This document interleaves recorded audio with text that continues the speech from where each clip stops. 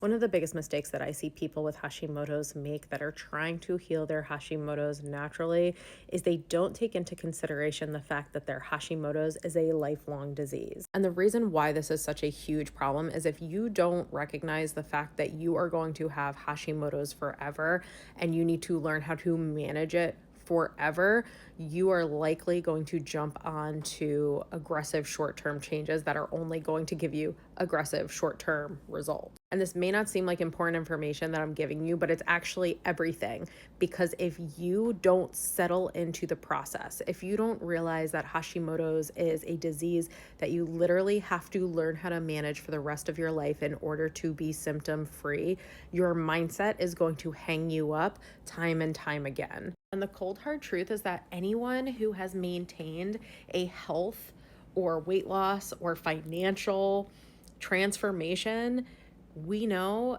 that it has more to do with the daily habits and the daily practices than it does with doing things hard and fast, right? When you do things hard and fast, it's really hard to maintain. And when you have a chronic disease like Hashimoto's, you have to maintain these habits day in and day out. And I think what trips people up is the weight loss piece because the weight comes on super hard and fast for a lot of people with Hashimoto's. It did for me. And I think when you just focus on trying to get the number on the scale to go down and you're not thinking about the fact that Hashimoto's is literally causing the weight loss resistance and lowering your metabolism and causing inflammation and causing, changes in your gut health and neurotransmitters that are making all of this more difficult.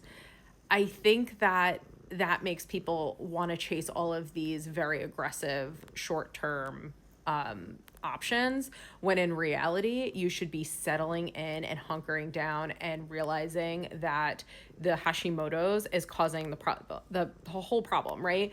So I would also tell you that if you actually focus on healing your Hashimoto's first, all those issues will get resolved and then you'll be able to actually lose the weight so much more sustainably and you'll be able to keep it off versus being on this hamster wheel of losing water and muscle and poop and then gaining it all back, right? This happens to people all the time where they go on these detoxes or whatever and it quote unquote works when really what they got was very expensive diarrhea. So anyway, just coming in to share my 2 cents about that. But really, I know that this might not seem, again, like very important information, but it could be the difference between you actually reaching your goals or not.